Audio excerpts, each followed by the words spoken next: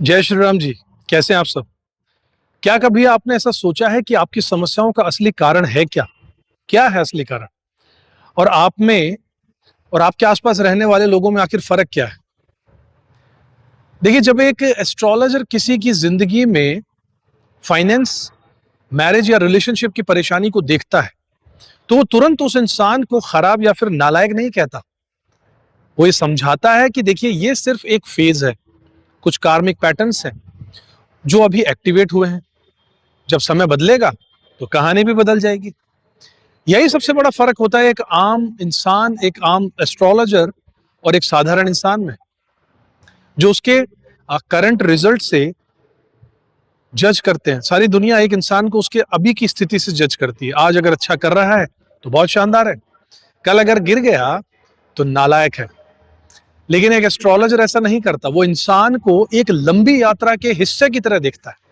उसका पास्ट, उसका प्रेजेंट और उसका फ्यूचर, ये तीनों पर्सपेक्टिव से उसे देखता है। जीव सिर्फ इस एक पल की कहानी नहीं है साथियों, ये एक लंबा सफर है। और इसी सफर में आपका भाग्य कितना आपका साथ देगा, बिजनेस आपके लिए है भी या नहीं, रिलेशन टिकेंगे या नहीं टिकेंगे, और अगर रिलेशन नहीं बन पा रहे, शादी नहीं हो पा रही, तो डिले क्यों है, ये सब सिर्फ सरफेस पर नहीं लिखा साथियों। इसका कनेक्शन आपके कार्मिक ब्लूप्रिंट से है। और इस कार्मिक ब्लूप्रिंट की सबसे गहरी चाबी माना जाता है बृहस्पति को, यानी जुपिटर को। जुपिटर सिर्फ ज्ञान का ग्रह नहीं है साथियों, ये कार्मिक मेमोरी बैंक की तरह काम करता है। शनि अगर आपको रिवॉर्ड या फिर पनिशमेंट, सजा देता है, तो उसके पीछे कार्मिक डेटा कहीं ना कहीं जुपिटर से ही जुड़ा माना जाता है। इसलिए आपकी कुंडली में जुपिटर किस राशि में है, किस घर में है, किस प्लैनेट के साथ कंजंक्शन में है, ये छोटी बातें नहीं है। ये रैंडम प्लेसमेंट नहीं है साथियों। हर प्लेसमेंट एक संकेत होता है कि आपकी आत्मा किन चैप्टर से, किन लेसन्स के साथ इस धरती पर आई है। और इसलिए जब जुपिटर किसी भी ग्रह से स्ट्रांगली जुड़ता है आपकी कुंडली में, तो अक्सर समझा जाता है कि उस प्लैनेट से आपका कार्मिक कनेक्शन बहुत ज्यादा गहरा है। जैसे आपकी पिछले जन्म की यात्राओं की कहानी उसी एनर्जी के आसपास ज्यादा घूम रही हो। इसलिए भृगुनंदी नाड़ी और नाड़ी सब्जेक्ट में जुपिटर से ही आपके लगन को देखा जाता है। पहला घर जुपिटर से ही माना जाता है, क्योंकि जीव ही आत्मा है। जिन लोगों की कुंडली में जुपिटर रेट्रोग्रेड यानी कि वक्री अवस्था में बैठा होता है, उनका चार्ट अक्सर बहुत ज्यादा पावरफुल पोटेंशियल लेकर आता है। ऐसे लोग बाहर से भले ही नॉर्मल दिखें, लेकिन अगर अपनी सही दिशा पकड़ लें तो कमाल कर सकते हैं। जुपिटर सिर्फ धन का, ज्ञान का ग्रह ही नहीं है साथियों, ये भी संकेत देता है, बताता है कि आप किस गुरु की परंपरा, किस वे ऑफ थिंकिंग और किस आध्यात्मिक पाथ से, किस सीखने की दिशा से नेचुरली आप जुड़ोगे, आप किसको फॉलो करोगे, किसकी आइडियोलॉजी को मानोगे। और अगर इंसान अपनी सही दिशा से भटक जाए तो जीवन में कंफ्यूजन होगा, डिस्टरबेंसेस होंगे और अंदर से कुछ खालीपन सा महसूस होगा। कई बार लोग बहुत कुछ हासिल कर लेते हैं, पैसा, सक्सेस, स्टेटस, लेकिन फिर भी अंदर से खालीपन सा रहता है। क्यों? क्योंकि अक्यूमुलेशन और फुलफिलमेंट दोनों अलग अलग चीजें हैं। किसी भी चीज की प्राप्ति और उसे प्राप्त करके तसल्ली होना, मन खुश होना, तृप्ति पाना, ये दोनों अलग चीजें साथियों। यही जुपिटर का खेल है। अगर जुपिटर कमजोर है या फिर डिसऑर्गेनाइज्ड हो, तो इंसान बहुत कमा सकता है, लेकिन उसे शेयर करना, एंजॉय करना या फिर इमोशनली फुलफिल होने वाला इकोसिस्टम नहीं बन पाता उससे। जुपिटर की दृष्टियां यानी कि एस्पेक्ट्स और प्लेसमेंट जीवन के कई हिडन पैटर्न्स खोलते हैं। हेल्थ के इश्यूज क्यों रिपीट हो रहे हैं, फाइनेंशियल ऑब्लिगेशंस क्यों खत्म नहीं हो रहे, रिलेशनशिप में कहां पर बंदिशें और कहां पे दिक्कतें आ रही हैं। कई बार समस्या आपकी नहीं, सोशल स्ट्रक्चर की होती है साथियों। ऐसे रिश्ते भी होते हैं जो सालों तक शादी जैसे बंधन में बंधे रहते हैं, लेकिन सोसाइटी की वजह से टूट जाते हैं। एस्ट्रोलॉजी ऐसे मामलों को सरफेस से यानी ऊपरी सतह से नहीं, बहुत गहराई में जाकर कार्मिक लेसन्स में देखती है साथियों। शनि कहता है मैं कर्मों का न्याय करूंगा, लेकिन बृहस्पति यानी जुपिटर कहता है कि मैं तुम्हें कर्मों की जड़ समझाऊंगा। यही वजह है कि जुपिटर को समझना बहुत जरूरी माना गया है। इसे आप सिर्फ प्रॉब्लम्स नहीं, उनके पैटर्न्स को समझते हैं। कौन सा क्षेत्र आपकी कुंडली में मजबूत है, कहां पर स्ट्रगल लिखा है, कब कौन सा समय आपके लिए अच्छा आएगा, ये क्लैरिटी जुपिटर से ही मिलती है। सीधे सीधे तरीके से समझाऊं तो अगर आपने अपने पोटेंशियल को सही दिशा अगर देनी है, लाइफ को अगर सिस्टमेटिकली व्यवस्थित रूप से चलाना है और रैंडम कंफ्यूजन से अगर बाहर निकलना है, तो जुपिटर को समझना बहुत जरूरी है। क्योंकि कई बार जीवन में डाउनफॉल आपके दुर्भाग्य के कारण नहीं होता, बस गलत चीज को गलत समय पर एक्टिवेट करने से ही ये होता है। क्या कभी आपने ऐसा सोचा है कि 12 राशियां क्यों होती हैं, 12 महीने ही क्यों होते हैं? क्योंकि ये सिर्फ कैलेंडर नहीं है साथियों, आपके जीवन की यात्रा का एक रिदम है। भाग्य आखिर है क्या? भाग्य कोई लॉटरी का टिकट नहीं है साथियों, यह आपके जीवन की, आपके जीव की एक ऑन गोइंग जर्नी है। जो जीव आप में है उसकी एक यात्रा है। 9th हाउस, इसीलिए भाग्य का घर बृहस्पति का, भाग्य की राशि धनु बृहस्पति की। अगर पिछले जीवन में आप किसी खास ऊर्जा, स्किल या कर्म से डीपली जुड़े थे, तो इस जीवन में वही चीज नेचुरली आपकी स्ट्रेंथ बन सकती है। और अगर गलत दिशा चुन ली तो मेहनत के बाद भी परेशान ही होते रहोगे। यही वजह है कि जुपिटर इतना महत्वपूर्ण माना जाता है और यह बताता है कि आपकी आत्मा किस पैटर्न में चल रही है, किस दिशा में इसे तरक्की मिल रही है और कहां पर इसे परेशानियां देखने को मिलेंगी। देखिए, जुपिटर जहां पर भी देखता है, दृष्टि डालता है, वहां पर एक्सपेंशन लेकर आता है। ये तो आपने बहुत पढ़ा होगा। उसकी दृष्टि सिर्फ प्रिडिक्शन नहीं है, डायरेक्शन भी देती है साथियों। जहां देखते हैं वहां से आपको दिशा निर्देश मिलते हैं, गाइडेंस मिलती है। अगर जुपिटर मजबूत है तो इंसान के अंदर रिस्पॉन्सिबिलिटी, एथिक्स और बाउंड्रीज जो है, एक हद, मेरी लिमिट क्या है, मुझे कहां किस अपनी हदों को पार नहीं करना है, सीमाएं क्या है, इनको नेचुरली मजबूत कर देता है। लेकिन जैसे ही इंसान अपनी सही राह से भटकता है, लाइफ फीडबैक देना शुरू कर देती है कि तुम गलत कर रहे हो। कई लोग वेल्थ को, धन को, पैसे को, इसको तो कमा लेते हैं लेकिन शांति खो देते हैं। क्योंकि ग्रोथ सिर्फ पैसा नहीं है साथियों, सिर्फ पैसा कमाना ही आपकी तरक्की नहीं है। जीवन में हर चीज को बैलेंस बनाकर चलना, अलाइनमेंट के साथ चलना भी असली कमाई है। राहु और जुपिटर का कॉन्फ्लिक्ट भी यहीं पर है। एक तरफ विजडम की आवाज है, दूसरी तरफ एंडलेस डिजायर्स की आवाज।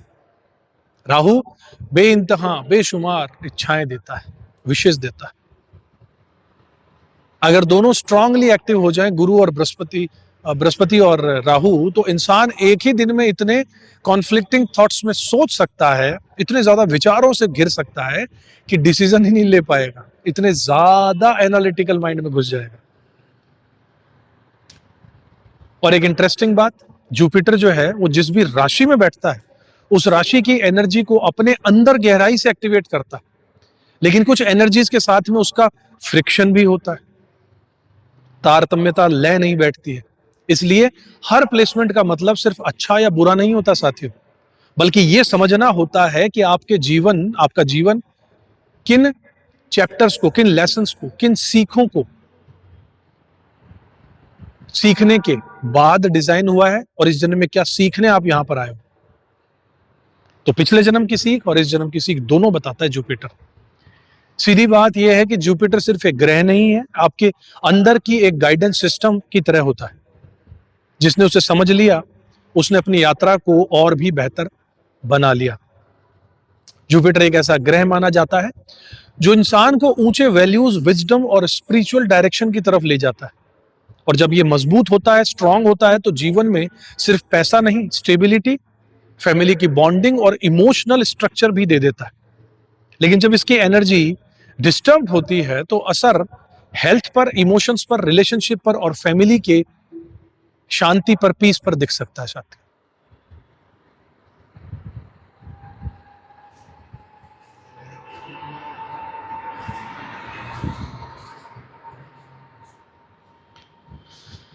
अब अगर बृहस्पति को मेष राशि मिले किसी के चार्ट में, तो यहां पर बृहस्पति बहुत ज्यादा डायनामिक हो जाता है। ऐसे लोग स्ट्रॉन्ग ओपिनियन वाले होते हैं, उन्हें अपना व्यू पॉइंट रखना बहुत पसंद होता है, उन्हें लीडरशिप चाहिए होती है और कई बार अथॉरिटी फिगर्स, टीचर्स या फिर फादर फिगर से क्लैशेस भी इनके होते हैं, मत नहीं मिलता इनसे।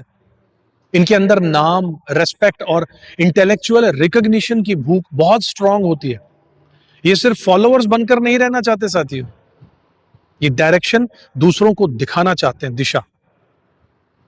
क्योंकि खुद मंगल के घर में और पहले ही घर में आ गया है एरीज, जहां से कालचक्र शुरू होता है।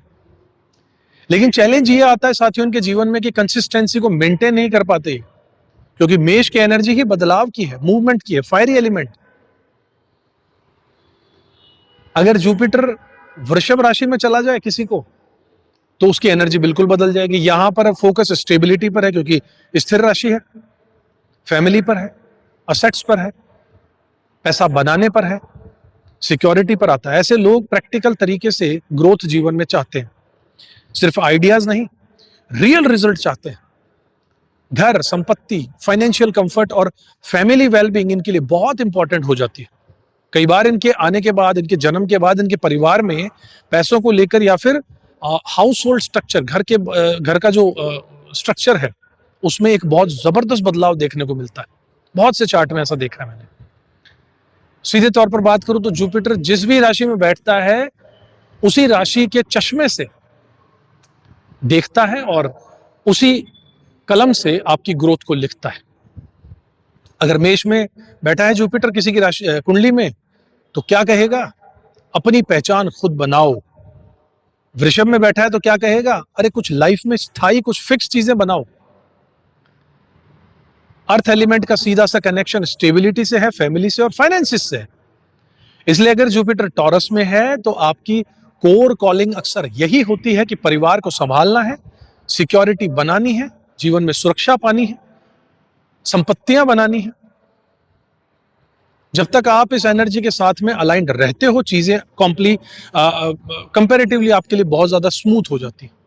लेकिन जैसे ही फैमिली की रिस्पॉन्सिबिलिटी से आप दूर जाते हो, लाइफ में फ्रिक्शन शुरू हो जाता है। जुपिटर जब वृषभ में किसी को मिला है, उन लोगों में एक खास बात होती है, इनकी भाषा बड़ी सॉफ्ट होती है, प्रैक्टिकल विजडम वाले होते हैं और स्पिरिचुअलिटी पर बात करने के लिए ये हमेशा तैयार रहते हैं, अध्यात्म पर, क्योंकि वाणी के घर में बैठा है बृहस्पति। लेकिन साथ में कंफ्यूजन भी इनको हो सकता है। क्यों? क्योंकि नॉलेज बहुत है इनके पास में, अंडरस्टैंडिंग भी है, लेकिन एक्शन हमेशा उतना स्ट्रांग नहीं हो पाता, इनका कदम नहीं बढ़ा पाते, बातें करते हैं। इन्हें दूसरों को बेहतरीन एडवाइस देना इनके लिए आसान है, खुद उसी एडवाइस पर कंसिस्टेंटली चलना इनके लिए मुश्किल है। पिछले जन्म के पैटर्न भी इंटरेस्टिंग होते हैं इनके। यहां पर संकेत यह मिलता है कि पहले लीडरशिप, अथॉरिटी और लोगों को डायरेक्शन देने वाली एनर्जी स्ट्रांग पिछले जन्म में इनकी रही हो सकती है, क्योंकि लगन से निकल के आया है। दूसरी पहली राशि मेष इनके पिछले जन्म में थी, इस जन्म में इन्हें टॉरस मिला है। लेकिन फैमिली की साइड कहीं ना कहीं मिस हो गई थी पिछले जन्म में, इसलिए इस जीवन में अब फोकस करना है अपने परिवार पर, अपनी स्टेबिलिटी पर और अपनी ग्राउंडिंग पर। और साथियों, जब जुपिटर जेमिनी यानी कि मिथुन राशि में आ जाता है तो एनर्जी पूरी तरीके से यहां बदल जाती है। यहां पर क्यूरियोसिटी, इंटेलेक्ट और कम्युनिकेशन और आइडियाज का एक्सप्लोजन होता है। बुध की राशि है, बुध का घर है तीसरा, कम्युनिकेशन का। ऐसे लोग नेचुरली शार्प थिंकर हो सकते हैं। Writing, publishing, astrology, tarot card, healing, counselling, ऐसे फील्ड्स में काफी अच्छा काम कर सकते हैं, क्योंकि यहां पर इंटेलेक्ट और स्पिरिचुअल एनालिसिस का स्ट्रांग मिक्सचर बनता है।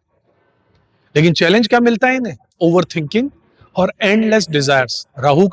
राहु इसी तीसरे राशि में आके उच्च का हो जाता है जेमिनी में, इसलिए बेहिसाब की इच्छाएं इनके जीवन में होती है, डिजायर्स अनाप शनाप, और ओवर थिंकर बन जाते हैं। बहुत ज्यादा गहराई से एनालिसिस करते हैं, राहु का यही काम है, डीप एनालिसिस करना। माइंड इनका इतना ज्यादा एक्टिवेट हो जाता है कि क्लैरिटी की जगह डिस्ट्रैक्शन बढ़ जाता है, यही भूल जाते हैं कि सोचना क्या था, इतना ज्यादा सोच लेते हैं। यानी ज्ञान बहुत है, पॉसिबिलिटीज बहुत है, लेकिन अंदर से एक स्टडीनेस, एक स्टिलनेस नहीं है। सीधे से बात करूं तो जैसे वृषभ का जुपिटर कहता था स्थिर चीजें बनाओ, कुछ टिकाऊ चीजें बनाओ, वैसे ही जेमिनी का जुपिटर कहता है समझो, सीखो, कम्युनिकेट करो, लेकिन खो मत जाओ।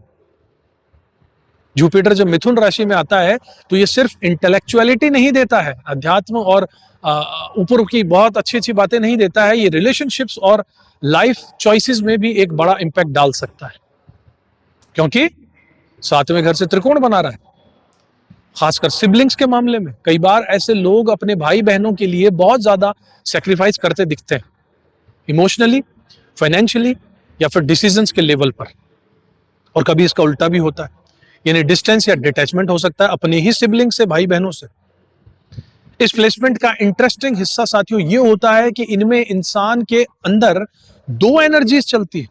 एक तरफ पिछले जन्म की फैमिली ओरिएंटेड पैटर्न चल रहे होते हैं, जहां पर ड्यूटी निभाते हैं, कंफर्ट और फैमिली इमेज डोमिनेंट थी उस वक्त, और दूसरी तरफ इस जन्म की राशि का प्रभाव, यानी प्रेजेंट की पर्सनल डिजायर्स, खुद की इच्छाएं, क्योंकि तीसरा घर 11वें घर से ट्राइन बना रहा है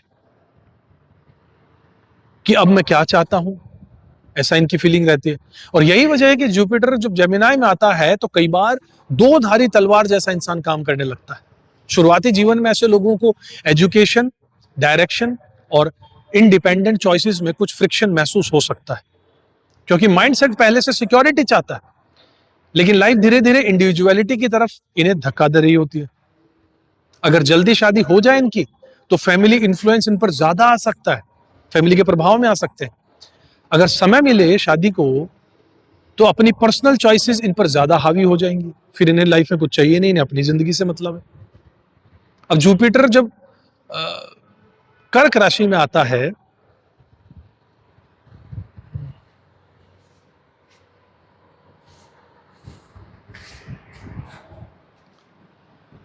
तो यहां पर जुपिटर अपने स्ट्रॉन्गेस्ट इमोशनल एक्सप्रेशन में आता है, क्योंकि चंद्रमा की राशि है, चौथा घर है, भावनाओं का है, एक्सप्रेशंस का है, फीलिंग्स का है।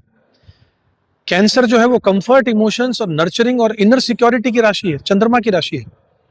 ऐसे में जुपिटर यहां पर बहुत डीपली ऑपरेट करता है, जैसे आत्मा बहुत भाग दौड़, इच्छाओं और बाहरी चीजों के बाद फाइनली इमोशनल ग्राउंडिंग ढूंढ रही हो। पिछले जन्म में तीसरी राशि मिली थी, बहुत इच्छाओं के पीछे भागे हैं, इस जन्म में शांति चाहते हैं, आंतरिक शांति चाहते हैं, इमोशनल रूप से थक चुके हैं। ऐसे लोगों में केयरिंग नेचर होता है, दूसरों की मदद करना, इमोशनल विजडम और दूसरों को सुरक्षा देने की टेंडेंसी इनमें स्ट्रांग होती है। लेकिन साथ में लाइफ में डीप ट्रांसफॉर्मेशन भी इनके आते रहते हैं, बहुत बदलाव आते हैं, उठापटक होती है, क्योंकि कंफर्ट और इमोशनल ग्रोथ हमेशा चैलेंज के थ्रू ही मैच्योर होती है, क्योंकि 4, 8 और 12 ये ट्राइन होता है, इसलिए 8th हाउस एक्टिवेटेड रहेगा, लाइफ में बहुत चेंजेस आते हैं इनके। जेमिनाई में जुपिटर जो था वो कहता था कि सोचो, सीखो, एक्सप्लोर करो, लेकिन बिखरो मत। लेकिन कैंसर में जुपिटर कहता है अब बाहर नहीं, अंदर की तरफ से ग्रो करो, अपने अंदर झांको। जुपिटर जब कर्क में आता है तो ऐसे लोग, एक चीज बहुत साफ उनमें दिखती है कि इमोशनल गहराई बहुत होती है। ये लोग सिर्फ सोचते नहीं है, महसूस भी बहुत गहराई से करते हैं। शुरुआत में पोजेशंस, अटैचमेंट और कंफर्ट की तरफ इनको खिंचाव हो सकता है, लेकिन जैसे जैसे जीवन आगे बढ़ता है इन्हें इमोशनल ट्रांसफॉर्मेशन सीखना होता है, सीख जाते हैं। जिन चीजों से दिल लगाया कई बार उन्हीं से डिटैचमेंट होना पड़ता है, और यही इस प्लेसमेंट की सबसे बड़ी सबक है इनके लिए इस जीवन में। अटैचमेंट से मैच्योरिटी तक का सफर, शुरुआत में पकड़ मजबूत होती है, लेकिन समय के साथ में स्पिरिचुअलिटी, एक्सेप्टेंस और आंतरिक शांति की तरफ इनका मूवमेंट बढ़ जाता है, क्योंकि आत्मा जैसे पहले ही डिजायर्स की दौड़ से बहुत दौड़कर थक चुकी है पिछले जन्म में, अब तो इसे संतोष सीखना है, धैर्य सीखना है, शांति चाहिए। ऐसे लोग बहुत कुछ हासिल कर भी सकते हैं, लेकिन इंटरेस्टिंग बात यह है कि लास्ट में अंततः सेटिस्फैक्शन इनके लिए अक्यूमुलेशन से ज्यादा मायने रखता है। इन्हें सिर्फ पाना नहीं है, इन्हें शांति भी चाहिए। चैलेंज साइड अगर देखें, क्या चैलेंजेस मिलते हैं, इमोशनल कॉन्फ्लिक्ट्स होते हैं, रिलेशनशिप में इनके टर्बुलेंस आता है, फैमिली एग्रेशन जैसे पैटर्न दिखते हैं। कभी फैमिली के डायनामिक्स में एंगर, गुस्सा, कंट्रोल या फिर इंस्टेबिलिटी की एनर्जी भी देखने को मिल सकती है, और कई बार यही कारण बनता है कि ये लोग फैमिली हीलर जैसी भूमिकाएं निभाने लगते हैं। परेशानियों में बैलेंस लेने इन्हीं का जन्म हुआ है, जैसे परिवार में मदर की एनर्जी है, तो मदर की एनर्जी का इन्फ्लुएंस यहां पर स्ट्रांग हो सकता है, इनकी माता का प्रभाव इन पर ज्यादा मिलेगा, नर्चरिंग, विजडम या इमोशनल कनेक्शन के रूप में। और ओवरऑल लाइफ की थीम जो है वो ट्रांसफॉर्मेशन की रहती है, क्योंकि चौथे घर से 8वां घर पंचम है। चीजें बदलेंगी, लोग बदलेंगे, इमोशनल फेजेस आएंगे जाएंगे, लेकिन यही इनकी ग्रोथ का रास्ता भी बनेगा। साफ तौर से समझे तो जुपिटर जब कर्क राशि का किसी को मिला है तो ये कहता है कि दुनिया जीतने से पहले अपने इमोशंस को समझो, खुद समझो, वही असली ग्रोथ है। अब साथियों, अगर जुपिटर किसी को सिंह राशि में मिले तो समझिए जैसे कोई इंसान शेर की सवारी कर रहा हो, मतलब सीधी सी एनर्जी है उसमें, पावर है, स्टेटस है, रेस्पेक्ट है और इंपैक्ट की उसमें एनर्जी रहेगी, राजा की तरह। ऐसे लोग अक्सर ये चाहते हैं कि उनकी प्रेजेंस को लोग महसूस करें, उनकी बात को सुना जाए और वो कोई मीनिंगफुल बदलाव जीवन में दूसरों के लेकर आए। पॉजिटिव साइड इसमें क्या है? शानदार लीडरशिप होती है इनमें, अथॉरिटेटिव रोल्स बहुत अच्छा निभाते हैं राजा वाले, गाइड करने वाले, गवर्नमेंट सेक्टर में अच्छा काम करते हैं, एडमिनिस्ट्रेशंस में अच्छा काम करते हैं, गाइडेंस का काम अच्छा करते हैं, या फिर पब्लिक इन्फ्लुएंसर बहुत अच्छा बनते हैं ये। लेकिन चैलेंज ये आता है कि बदलाव लाने के चक्कर में कई बार खुद को ही थका लेते हैं, एग्जॉस्ट कर लेते हैं, हर्ट कर लेते हैं, क्योंकि ये सिर्फ सरवाइव नहीं करना चाहते, ये लाइफ में कुछ बड़ा करना चाहते हैं। इनका पिछला जीवन जो है वो चौथी राशि यानी कि कर्क राशि से होकर आया है, इसलिए पास्ट इमोशनल डिपेंडेंसी या सबमिशन वाली एनर्जी इनसे पिछले जन्म में इनका जुड़ाव हो सकता है। लेकिन इस जन्म में पर्सनैलिटी कहीं ज्यादा बोल्ड होती है, प्रैक्टिकल होती है और सेल्फ ड्रिवन बन जाती है, खुद पर आधारित। पहले जो बातें इमोशनली पिछले जन्म में की थी, अब यहां पर माइंडसेट पूरा बदल चुका है। अब जुपिटर यहां पर अपने बारे में राजा की तरह दिल वाला बनकर, लीडर बनकर बात करता है। और अगर जुपिटर किसी को कन्या राशि में मिल जाए तो वर्गों में, तो यहां पर पूरा गेम प्रैक्टिकलिटी का है। बुध की राशि है, जोड़ तोड़ की राशि है, बैलेंस करने की राशि है, गुणा भाग की राशि है, तोल मोल की राशि है। ऐसे लोग एनालिटिकल होते हैं, डिटेल्ड ओरिएंटेड और बेहद ऑब्जर्वेंट हो सकते हैं। छोटी छोटी बातों को, छोटी छोटी चीजों को नोटिस करना इनका काम है। बहुत बड़े बड़े प्रोसेस में छोटे छोटे पैटर्न्स को निकाल लाना, समझना इनका काम है। प्रैक्टिकल सॉल्यूशंस निकालना इनका काम है, ये इनकी ताकत है साथियों। लेकिन यही प्रैक्टिकलिटी कभी रिलेशनशिप और इमोशंस में चैलेंज भी बन सकती है, क्योंकि जहां पर दिल दिमाग चाहिए, जहां पर दिल चाहिए, फीलिंग्स चाहिए, वहां पर ओवर एनालिसिस शुरू हो जाता है। फैमिली, मैरिज या इमोशनल बॉन्डिंग में ओवर थिंकिंग फ्रिक्शन लेकर आती है। सोचिए, इस तरीके के लोग जब रिश्ते के लिए जाते हैं, लड़का या लड़की जब देखने जाते हैं, तो उसकी बारीकियों में इतना ज्यादा खो जाते हैं कि ये तक भूल जाते हैं कि तुझे इससे रिश्ता करना है, इसकी बैलेंस शीट नहीं बनानी है, इसका एनालिसिस नहीं करना। वो इतने ज्यादा डीप थिंकर बनके, इतने ज्यादा डेप्थ तक जाकर छोटी छोटी बारीक चीजों को नोट करने लग जाते हैं। ये ऐसे कर रहा है, ये ऐसे कर रहा है, इसका मतलब ये ऐसा होगा। इस चक्कर में इनकी शादी नहीं हो पाती, वो पसंद ही नहीं कर पाते किसी को, हमेशा कंफ्यूज रहते हैं। साथ ही हेल्थ या फिर फाइनेंशियल अप्स एंड डाउन्स के पैटर्न भी जीवन में इनकी थीम बन सकते हैं, क्योंकि छठा घर कर्जों का है। अगर लियो ये कहता है, लियो का जो जुपिटर है वो क्या कहता है? मैं नेतृत्व करूंगा, मुझे कमान हाथ में लेने दो। वहीं कन्या का जुपिटर क्या कहता है? मैं समझकर हर चीज को कंट्रोल कर लूंगा, पहले मुझे समझने दो। सीधी सी बात है साथियों, लियो जो है वो जुपिटर इंपैक्ट चाहता है और वर्गो का जुपिटर प्रिसाइजन चाहता है, बारीकियां चाहता है, एक एक चीज में फिनिशिंग चाहता है। जुपिटर जब कन्या में हो तो एक इंटरेस्टिंग कॉन्फ्लिक्ट होता है, प्रैक्टिकलिटी बनाम प्लेजर। ऐसे लोग लाइफ को एनालाइज बहुत करते हैं, हर नई चीज को टेस्ट करते हैं, लेकिन अगर रिलेशनशिप्स, कंफर्ट या मेंटल एक्सप्रेशंस में इम्बैलेंस आ जाए तो फ्रस्ट्रेशन बहुत जल्दी इन्हें महसूस हो सकता है। जब जुपिटर तुला में आता है साथियों तो क्या होता है? यहां पर सोल का थीम होता है बैलेंस बनाना। तराजू है, सातवीं राशि, बैलेंस है। अपने और अपने पार्टनर के बीच में बैलेंस बनाना, फैमिली और करियर के बीच में बैलेंस बनाना, इमोशंस और लॉजिक के बीच में बैलेंस बनाना, ये इनका काम है इस जन्म में। ऐसे लोग नेचुरली फेयरनेस, रिलेशनशिप्स और हार्मनी को समझना चाहते हैं। शुक्र की राशि है, रिलेशनशिप को समझना चाहते हैं। लेकिन चैलेंज भी यहीं पर है, हर किसी को खुश रखने की कोशिश में खुद कंफ्यूज रहते हैं और खुद का नुकसान करते हैं। कई बार ऐसे लोगों को रिलेशनशिप बहुत गहराई से प्रभाव डालकर जाता है, क्योंकि लाइफ का बड़ा लेसन पार्टनरशिप के थ्रू ही आता है। अगर पास्ट पैटर्न्स में आइसोलेशन, डिटैचमेंट या फिर पिछले जन्म में अगर इमोशनल डिस्टेंस रहा हो किसी से, तो इस जीवन में बैलेंस बनाना और भी ज्यादा इनके लिए ट्रिकी हो सकता है। लेकिन यही करने पर इन्हें ग्रोथ भी मिलेगी इस जन्म में, क्योंकि लिखा कर लाए। करियर के साइड पर जुपिटर लिब्रा में जब जिनको मिलता है, ये वाले लोग administration, law, counselling, negotiation, consulting जैसे क्षेत्रों में अच्छा कर सकते हैं, क्योंकि केंद्र में 10वें घर से संबंध बना रहा है। ऐसे क्षेत्रों में अच्छा कर सकते हैं। इनका माइंड नेचुरली बैलेंस बनाने वाला, कंपेयर करने वाला और बैलेंसिंग मोड पे हमेशा काम करने वाला होता है। इसके बाद साथियों, अगर वृश्चिक राशि का जुपिटर किसी को मिल जाए तो यहां पर कहानी पूरी तरीके से बदल जाएगी। ये प्लेसमेंट थोड़ा सा इंटेंस है। 8वीं राशि है, मृत्यु की राशि, मंगल की राशि, गहराइयों की राशि, छुपे हुए राज, हिडन थिंग्स की राशि, गहरी राशि, मिस्टीरियस है। ऐसे लोग सरफेस लेवल, ऊपरी सतह पर उत्तर उन्हें नहीं चाहिए, कभी संतुष्ट नहीं होंगे। ये कैसे हुआ, आपने कहा ऐसे ऐसे हुआ, नहीं, मुझे पूरा डिटेल चाहिए, पहले क्या हुआ, बाद में क्या हुआ। डिटेक्टिव टाइप के, बाल की खाल निकालने वाले लोग।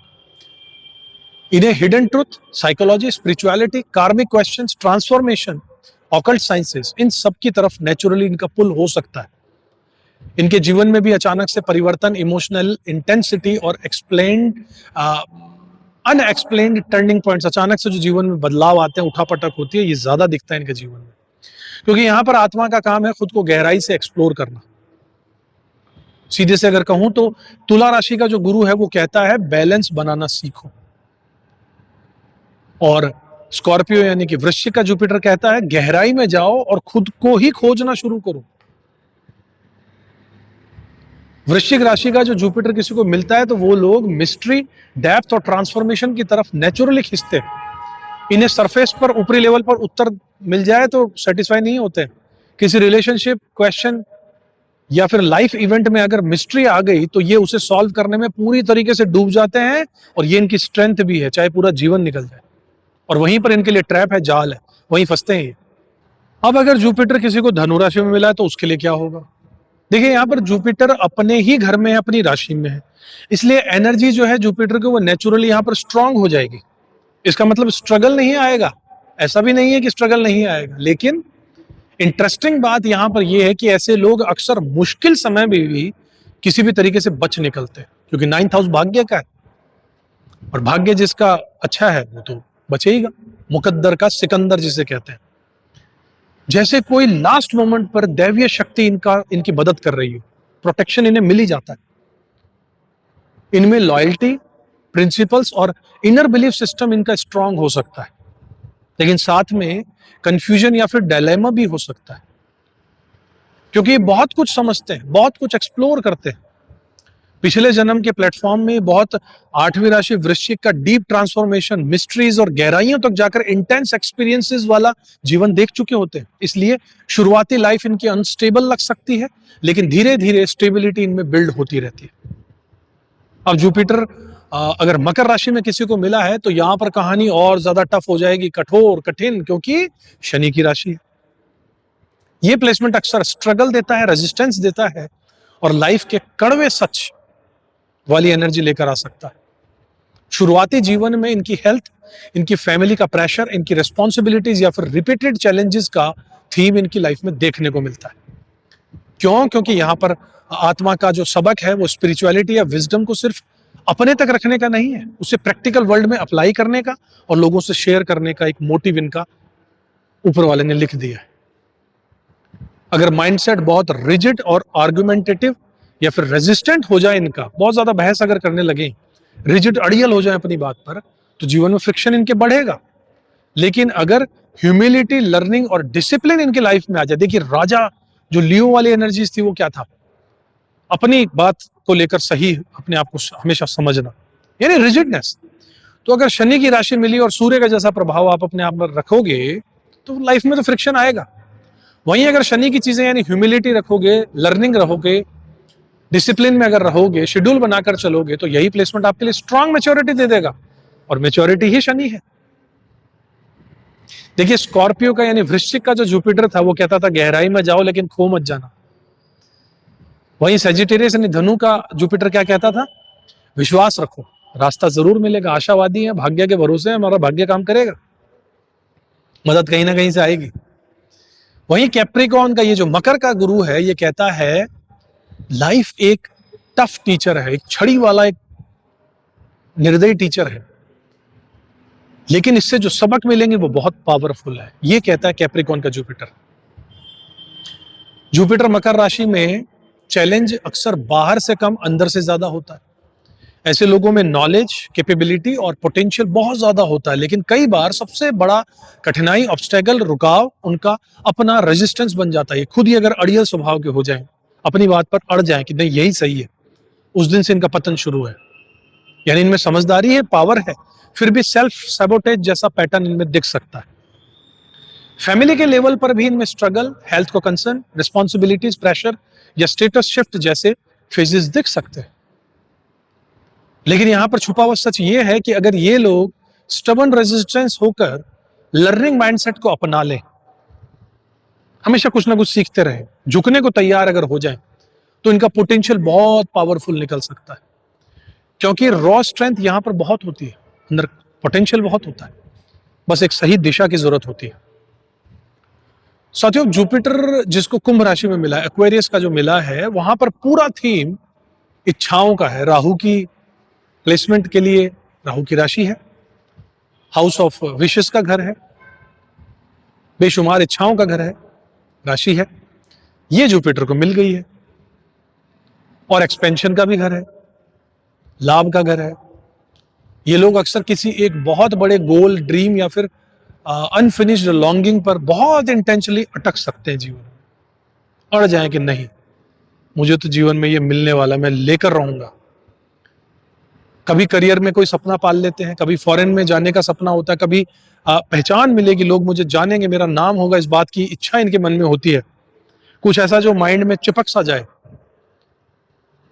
लेकिन इसका पॉजिटिव साइड क्या है? मैसिव एक्सपेंशन उनकी लाइफ में हो सकता है। जो सपने देखता है वही पूरे करता है। सोशल मीडिया हो, नेटवर्किंग हो, पब्लिक विजिबिलिटी हो, कम्युनिटीज हो, अनकन्वेंशनल सक्सेस, यहां पर इनको ग्रोथ देखने को मिल सकती है। इनका नाम बहुत जल्दी हो सकता है, पॉपुलर हो सकते हैं। लेकिन चैलेंज क्या है? अपॉर्चुनिटीज हाथ से निकल सकती है।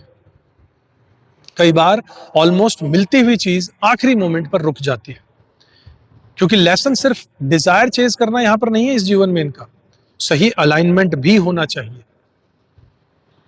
सीधी बात यह है साथियों कि मकर राशि का जो गुरु था वो कहता था कि खुद से लड़ना बंद करो और ग्रोथ करनी शुरू करो।